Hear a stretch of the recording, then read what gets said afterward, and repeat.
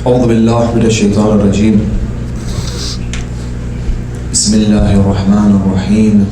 الحمد لله رب العالمين بارئ الخلق أجمعين، والصلاة والسلام على سيد الأنبياء والمرسلين وخاتم النبيين، حبيبنا وحبيب إله العالمين أبي القاسم المصطفى محمد. اللهم صل على محمد وآل محمد وعلى طيبين الطاهرين المعصومين، ولا سيما بقية الله في الأرضين، ولعن الدائم على أعدائهم أجمعين إلى يوم الدين. Assalamu alaikum to the brothers and sisters, and the esteemed elders. May inshallah Hazrat Zahra Salamullah alayhi have accepted our mourning for his son Abu Abdullah Hussein. May inshallah Allah Azza wa Jal grant all of us the blessings of in Qiyamat being and orbiting Abu Abdullah Hussein in the hereafter, inshallah. As many of you have heard that in Jannah, and if I'm not mistaken, I've mentioned it before, that in Jannah there is those who are so immersed in Abu Abdullah Hussein, they do not even pay attention to Jannah. This is the beauty of Abu Abdullah Hussein. May inshallah this be for all of us. Now, alhamdulillah, we've been able to cover a few topics that was deemed appropriate and maybe necessary, and some of the content we might have known and some of it might be new. The important part, brothers and sisters, is taking the action, doing the actual amal, acting according to what we know. We can know many things, we can learn, we can pick up books, different books, and read them and have all the knowledge that we can, but if we don't act upon it, then not only will it not be useful, but it will be detrimental to us. So the action is the most important. Inshallah, Abu Abdullah can help us in these nights that we can truly act upon the knowledge that we know. Now, as we're getting closer to the Yawm al-Ashura, maybe it was appropriate that we get more in depth and more deeply into the concept of the essence of Karbala, which is no other than, of course, the spirituality aspect, the aspect of spirituality. Now, spirituality is something important, but it is understood and misunderstood. It's understood wrongly, as in misunderstood, a lot in our communities. What is spirituality? And could we have seen this spirituality in the story of Abu Abdullah Hussein in this journey that he was taking?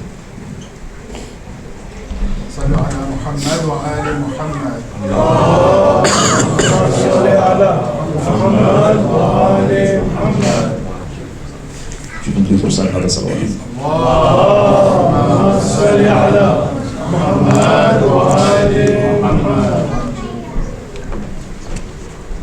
صلوا على محمد وآل محمد.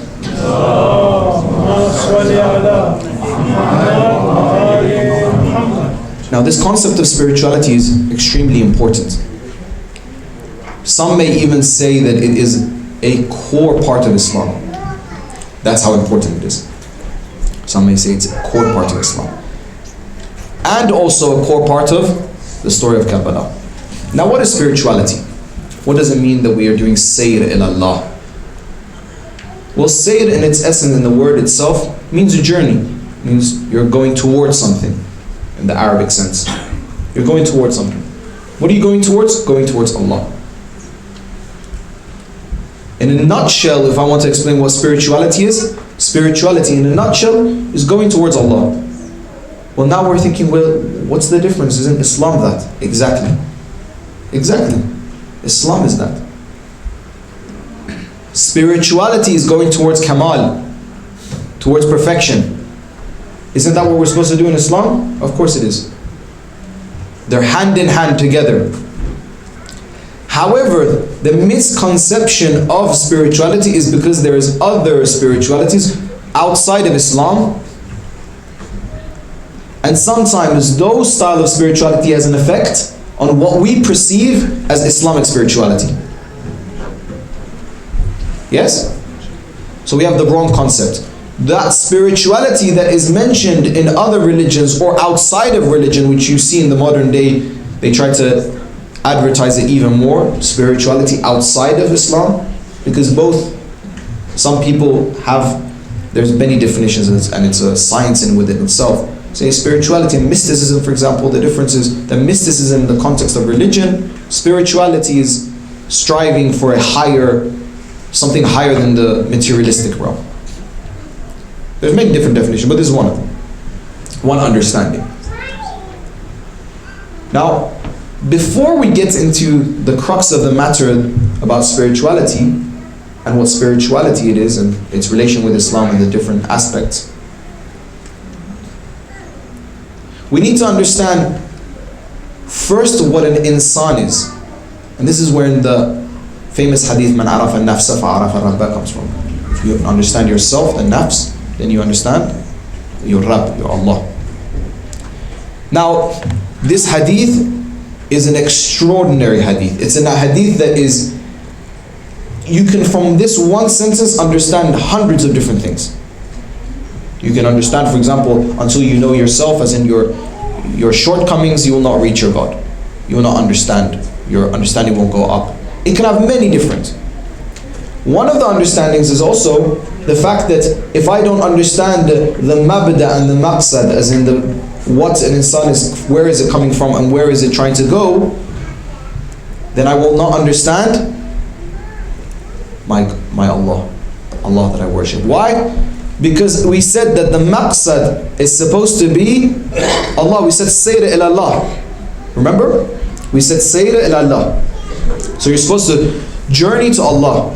Now, in this, if the maqsad, as in the destination, is Allah, I need to understand the beginning point, where I'm starting from. In that being said, that we need to understand what an insan is, where we're coming from and where we're going. Inna lillah wa inna ilayhi raji'un. Is that not the answer? Yes, that is the answer, but there is more detail into it in the spirituality. The spirituality, when you look at it in the Western context, when you look at, for example, outside the religion, it can mean different things. And even within Islam, brothers and sisters, this being said, that we have different understanding, of course, in Sunnism, Shiism. Yes?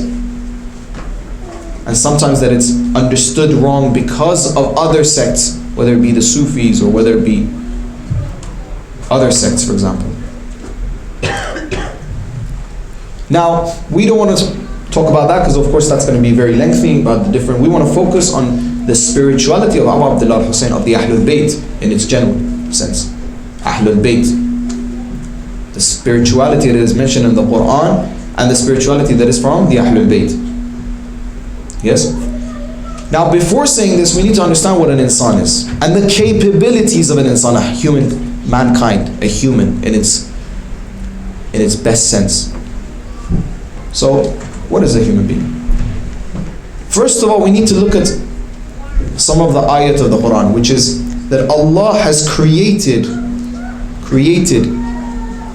mankind with both hands, biyadeh, both hands.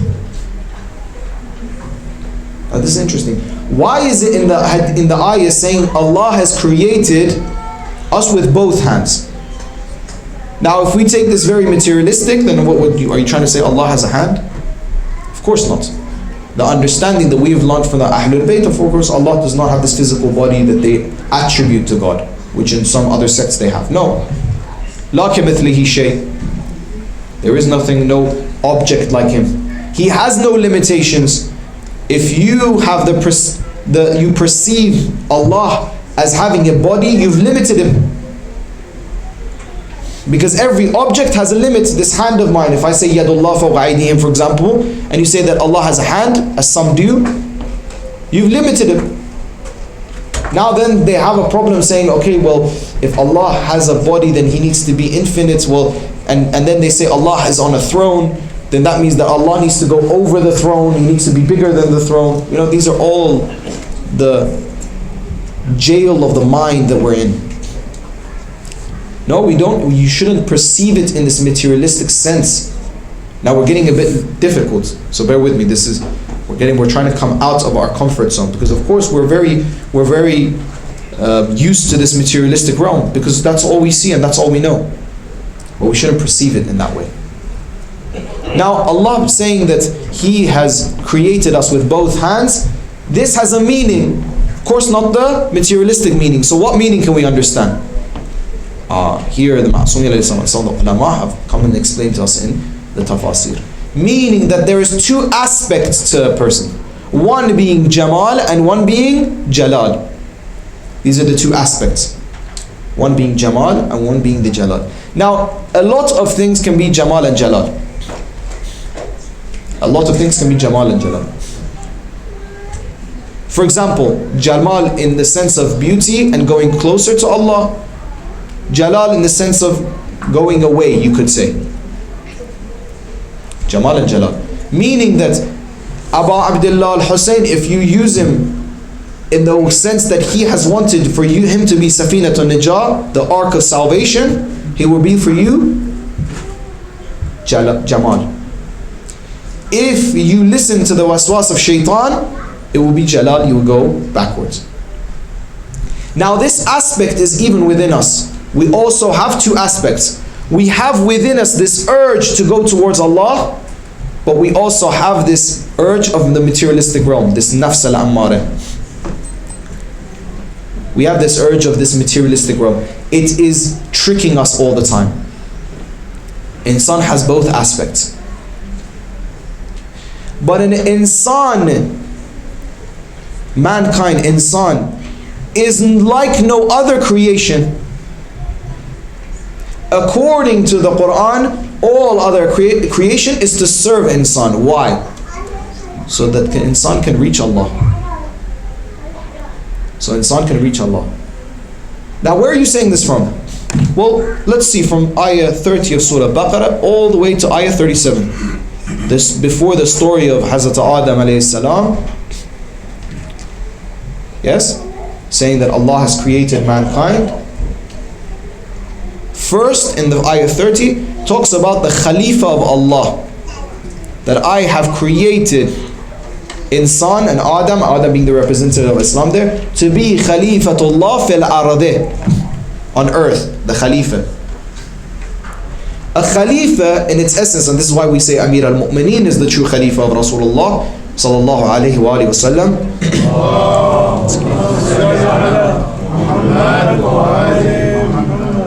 Is because Amir al-Mu'mineen resembles the Prophet more than any other. We can remember, for example, the ayat Mubahil.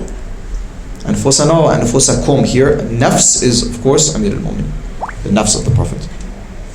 So here we can understand that, yes, the best representation of Rasulullah is, of course, Amir al-Mu'mineen. So he's the Khalifa.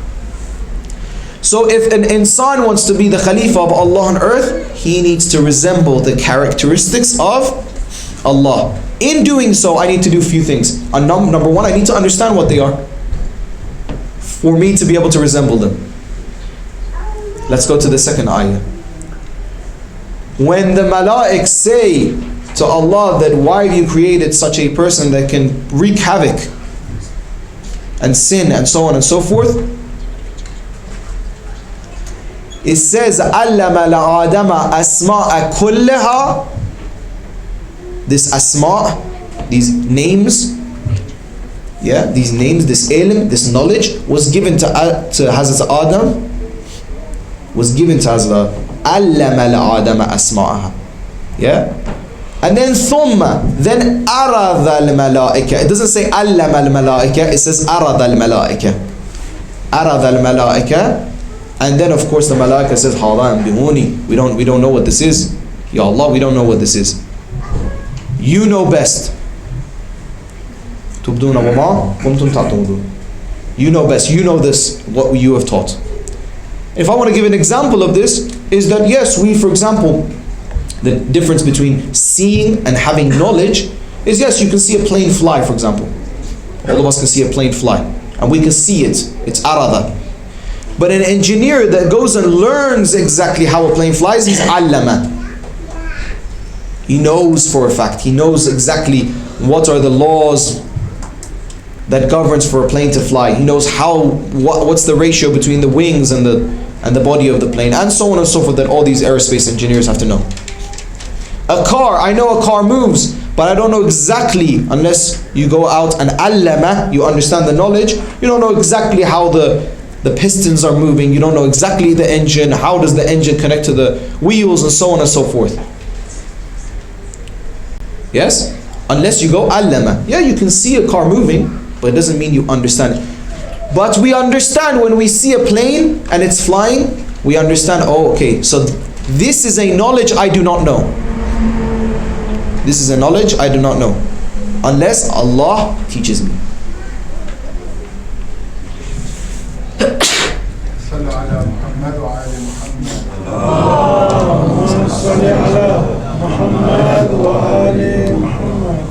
Bear with me, I think I'm getting it. So we can understand that for some people this is knowledge, for some people it's just knowing. I know it, I can see it. Arada and allama. So here the malaika, being one of the highest creations, they do not have the capacity to have allama. Who has the capacity of allama? An insan. The capacity is there. And pay attention to this point. The capacity is there. Not that everyone will have it from the beginning. The capacity is there though. That's why, yes, not all insan is higher than malaika. No, of course not. An insan that sins is definitely not higher than a malaika. Definitely. But an insan that performs the do's and don'ts that Rasulullah has brought us will be, of course, higher than malaika. All of you heard the hadith of Mi'raj, when Hazrat Rasul goes to the point where gets to the tree, there Hazrat Jibreel says, I cannot pass after this tree. Only you, an insan kamil, can pass here. As in, I do not have the capability, I do not have the intensity of existence to pass this point. Only you, an insan kamil, can pass. So there's limitations. For an insan, there is no limitations. For insan, this limitation is not there. Allama al-adama asma'a kullaha, all of it. So an insan has this capability. Nafakhtu min ruhi. Nafakhtu min ruhi. The second point. Now, Allah hasn't said nafakhtu min ruhi for all creation. Allah has only said it for an insan. So we have to understand the blessings that Allah has gave us, brothers and sisters. Nafakhtu min ruhi is for an insan. Now, of course, one concept that we need to understand, that ruh is separate to malaika. Some people translate ruh as the same as malaika. No, it's something different. Why? Because we say malaikata wa ruh in Surah Al-Qadr, right? Tanaddalu al-malaikata wa ruh. So there's two different things. Now, brothers and sisters want to see, for example, the tafsir of Al-Mizan. We understand that ruh here, the concept of ruh, is different to the malaika. Their ruh is something, is a soul that all the other souls are from it. We get that soul from that one soul mutlaq. And this is a long concept, inshallah, for another time.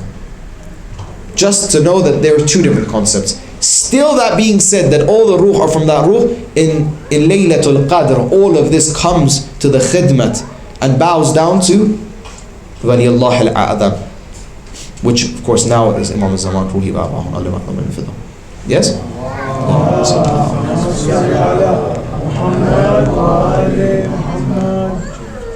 So we need to understand that this capability of spirituality This capability of spirituality is within us. Meaning that an insan can go the heights that no other creation can. So if we want to understand a correct description for insan, for humankind, unlike, for example, so many materialistic ideologies have us in the category of animals, completely wrong, is that insan is the only creation in all of the universe that they can decide, and this is where free will comes in. You can decide to be the lowest of creation or the highest of creation. Why? Because if you sin, other creations don't sin. If you sin, you're the lowest. At least the tree that is outside is doing the duty that it has to. Yes, it doesn't have free will, but it's doing its duty. So if I'm not doing that duty, I cannot say I'm higher. But an insan that understands their duty and does it in the fullest, and we do not have a program better than Islam that it was given to us by Rasulullah, we do not have anything higher. If you act upon it, yes, you will be higher than the malaika. You will understand, you will allama knowledges that they cannot comprehend, they cannot even understand. Remember a few nights ago when I said that this ibadat liya'budun means liya'rifun, to understand, because you understand what I am doing ibadat of what I am praying to. It's not the same. It's not the same. Do I think the ibadat that I do and Allama Tabatabai do are the same? The same understanding? The same understanding, really? The concept is the same? It's not. It's to do with ma'rifat. The ma'rifat is higher. When the ma'rifat is higher, the prayer is not the same. The prayer is, of course, not the same. Now, what do I need to do? Of course, I need to act upon the do's and don'ts of Islam. That's how I can go higher. But spirituality is nothing separate to Islam. Meaning that at the very beginning, we have to come away from the dunya. And if we pay attention, all the ibadat that we do, the prayers that we do, are exactly designed to take you away from this dunya. All of it are designed. Look at Shah Ramadan, for example. Why is Shah Ramadan so important? Why is it that all your sins are forgiven? All the things that we already know about Shah Ramadan. Inshallah, that for the lecture of Shah Ramadan. But why is it so important? Because in Shah Ramadan, in that holy month, you are the most away from the dunya. Number one, you can't eat, you can't drink. All the worldly things, and if you pay attention to the ones that are prohibited in that time of fasting, are to do with worldly things. You are told to read Quran, read some ziyarat, or read something, or do Joshan Kabir, or read Adwa Abu Hamza. See, the ibadat goes more, the attention to that realm goes more, and the physical sense is weakened through not eating, not drinking. Yes? Even your sleep goes less. Why? Because of course in nighttime you're doing a'mal, so sleeping becomes less. You're putting pressure on this physical body for this limited time, not all the time, for these 30 days. Why? So that your spiritual sense grows. Why are we praying 5 times a day? 5 times a day to remember Allah.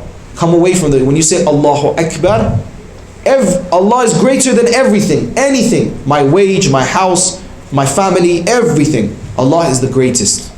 I'm paying attention to only Allah here, my creator. The only one that has my prayer and that I only pray to him and no one else. Yes, of course we use the Ma'asumin alayhi salam, and then but we don't pray to the Ma'asumin. Some people that accuse of the Shias of doing that, of course we don't. Prayer is only for Allah, and look at all the prayers that we do. We only speak towards Allah, and if you speak to any other than Allah in your prayer is batil. We only speak to Allah. Even in the qunut that is mustahab, we still, the khitab of it, the person that we're speaking to is only Allah. This is no shirk. The ones that accuse of shirk is ridiculous. But of course we use the Ma'asumin alayhi salam to reach Allah. Yes, Allah has deemed it so. He has deemed it in this materialistic realm. That's what we have to do. We have to use bridges to get to other places. We use asbab. If that's the case, then whenever we get sick, we should just go and pray to Allah. No, Allah says go to the doctor, find your cure. And of course, even if you do get the cure, it's me that is blessing you with the cure. But go the normal means.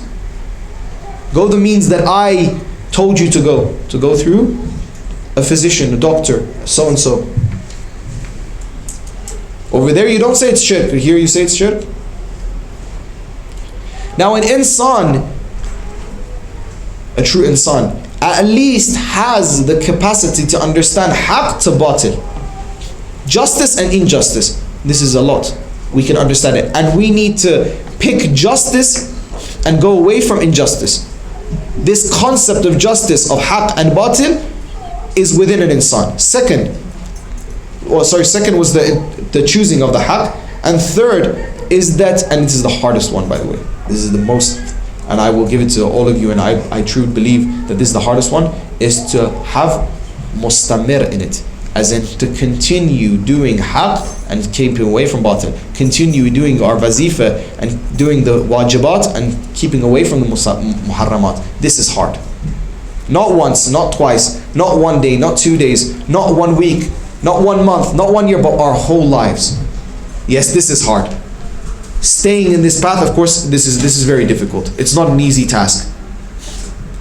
But that's what's important. The important is this continuation. Abu Abdullah al-Hussein, until his last breath, he did not come away from haqq. He did not make one mistake. He was mustamira on this path. This is the importance. This is having taqwa. Taqwa is shielding yourself. Taqwa is shielding yourself from the bad things. Is exactly going towards the jamal of Allah. Having those qualities. So spirituality in essence, brothers and sisters, it is to go towards Allah. As simple as that. The bare minimum is of course the do's and don'ts of Allah. After that, yes, we try to come away from the materialistic realm. We come away from the materialistic realm. As it has been said in Hadith Unwan Basri, and it has different names. Hadith Ilm, it has different names, the hadith. But the hadith of Unwan Basri says from Imam Sadiq alayhi salam, in the hadith, when Unwan Basri asks, how can I have ubudiyat in my life? How can I have ubudiyat in my life? There is many things that there.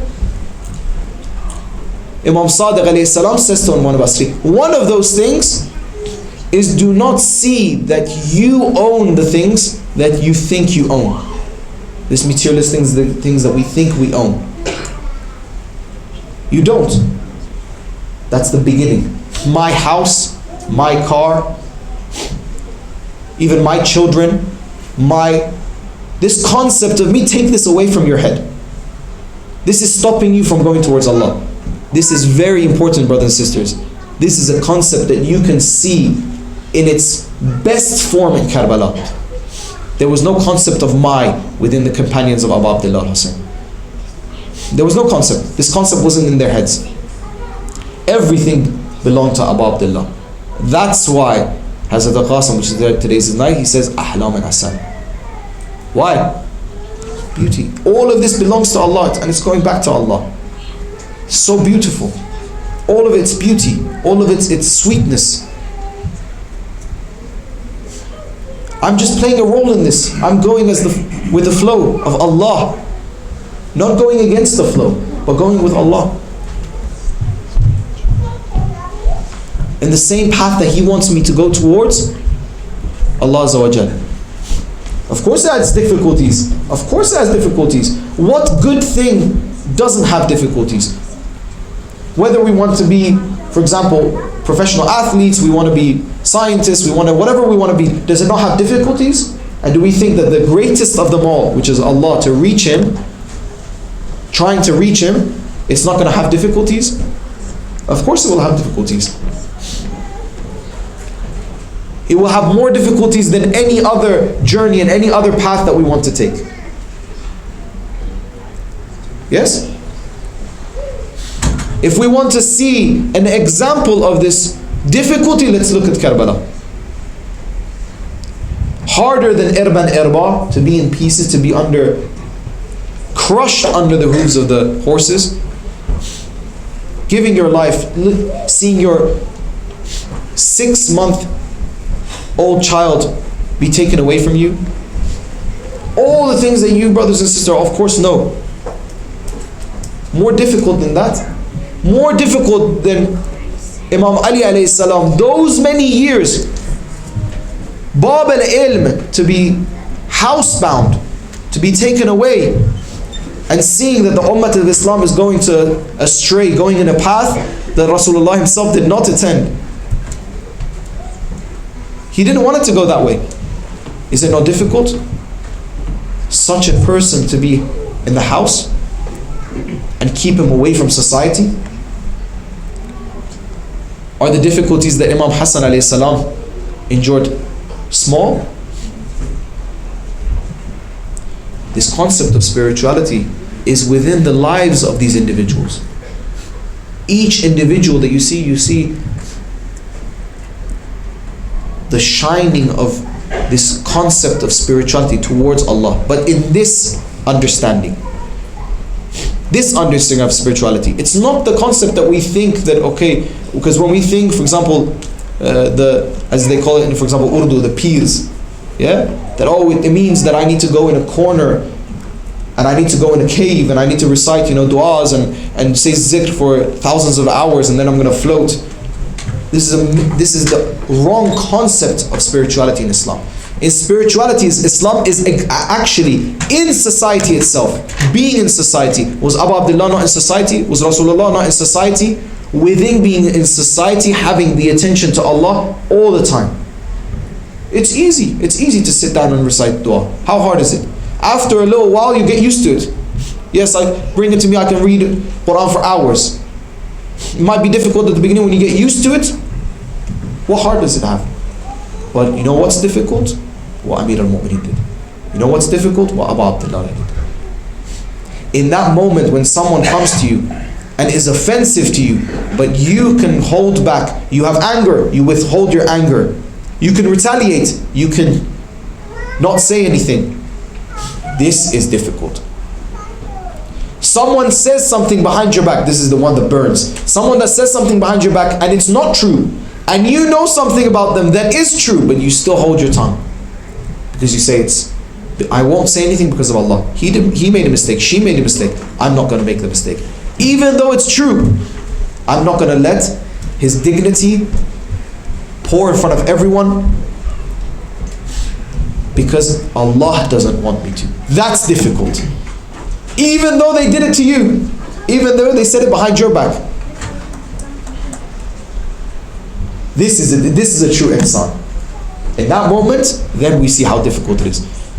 We see someone make a mistake, acting accordingly. Our children, our parents, our siblings, our communities, this is difficult.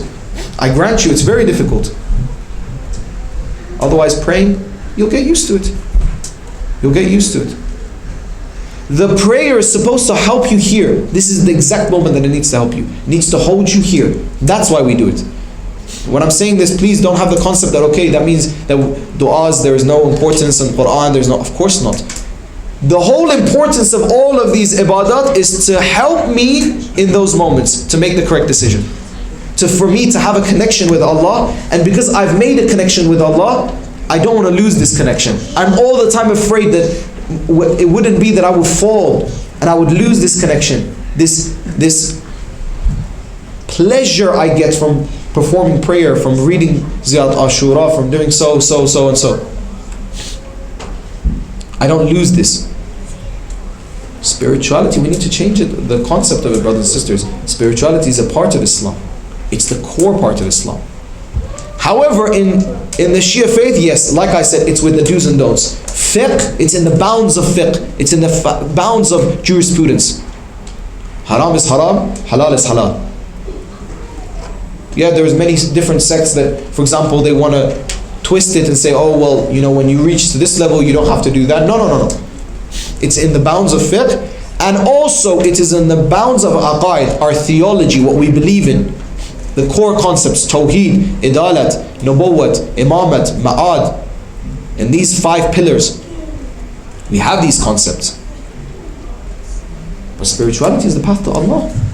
It's the path that we are put on this planet to do. It's literally what we must do.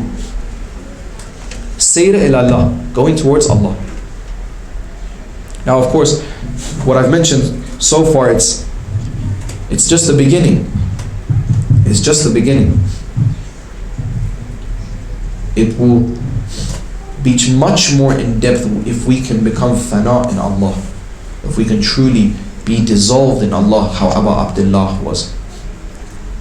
But becoming fana to Allah, and now I'm explaining, brothers and sisters, a high status. Okay, this is a very high status. But becoming fana in Allah, we need to first be fana in our Imam.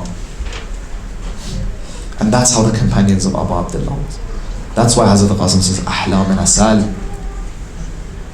Sweeter than honey. It is sweeter than honey. This is why Hazrat Zainab salamullah alayhi says, Ma ra'aytu illa jamila. It's all for Allah. What else is there than beauty? All is beauty is for Allah. Of course, there's a lot of philosophy behind these words. There's a time limit. We can't. If we could, we should speak about it for days on end. But what is more sweeter than being when you're dissolved in your Imam? You're giving yourself for your Imam.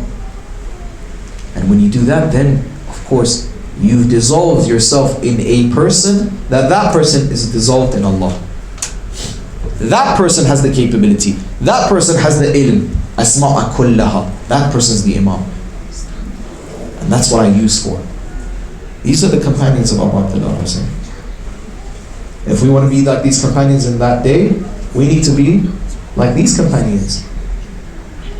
That Abu Abdullah looks upon his companions and says, there is no greater companion, there is no other greater family than the companions and the family that I have today. Ya Allah. How sweet would it be if our Imam someone said that about us? How sweet would it be? But it takes work. It's not easy. It's not easy. We should think about this in that moment that I need to control myself. But of course it's difficult. It's very difficult. Inshallah that we can also become like Hazrat Qasim. Please recite salawat.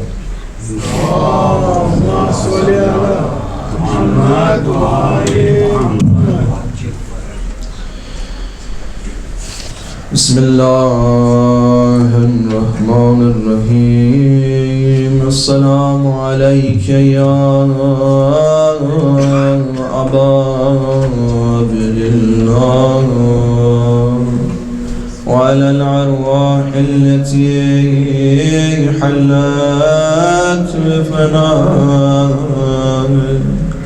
alayka minni Allah abdallah baghitum wa baghiya al-layl wan-nahar. All together.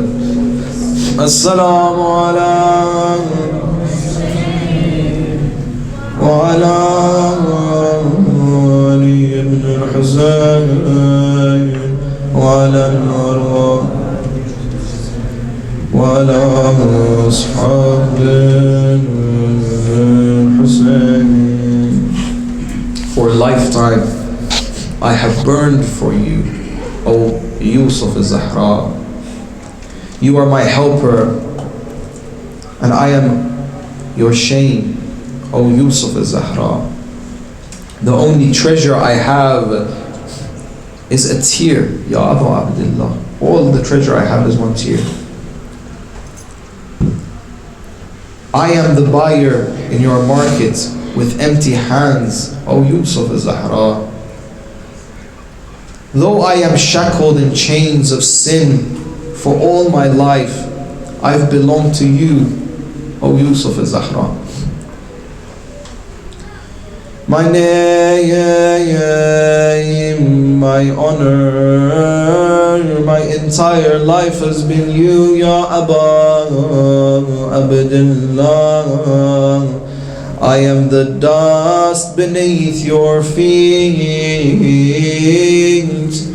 O Yusuf Zahra, don't let the sin veil me from your light.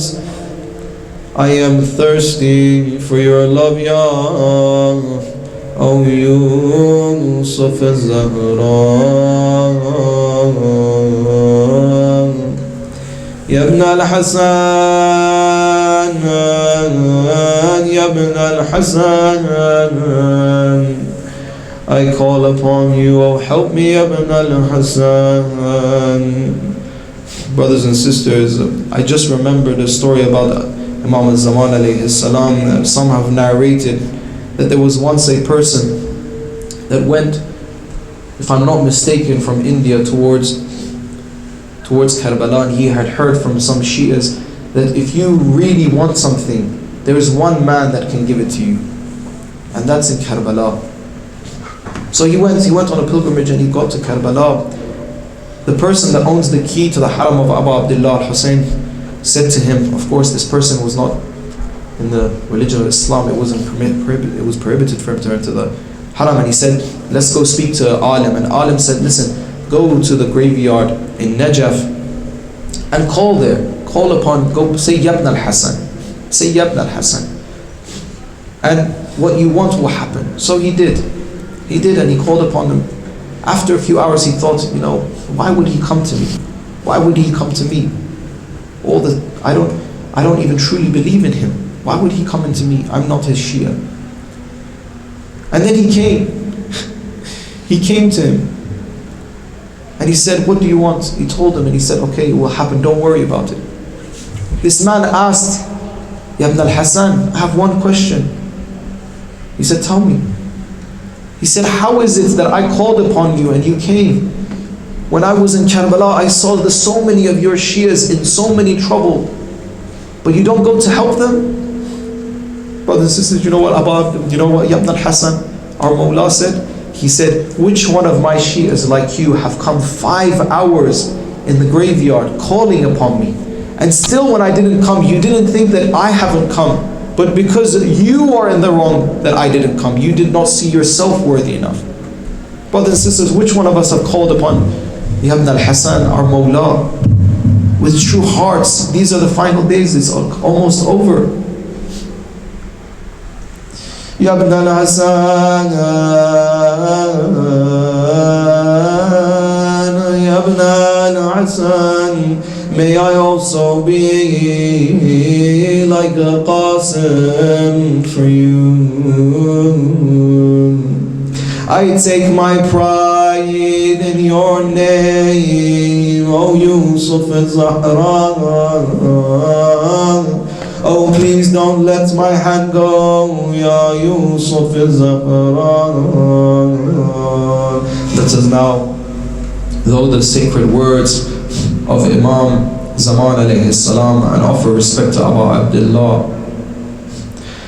He says, oh my grandfather, if destiny and time kept me from being with you at Karbala, then surely I will mourn you morning and night and weep tears of blood for you. This is Hujjat ibn al-Hasan speaking to his beloved father Imam Hussein alayhi salam, in sorrow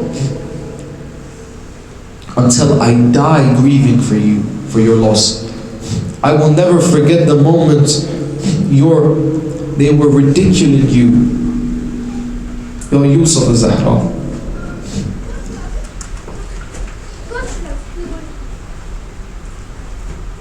Ya ibn al-Hasan. We get to the story of Qasim, this orphan of Imam Hassan alayhi salam, knew his uncles wouldn't let him go. He asked on the night before, oh uncle, please let me go to the battlefield, please let me give my life for you. Abu Abdullah would not let him go. He kept on asking until he saw his brother's handwriting on a piece of letter, a paper that was given to Abu Abdullah al-Hussein. He cried. He said, we used to write together. Our mother, Hazrat Fatima al-Zahra, would judge whose handwriting was the best.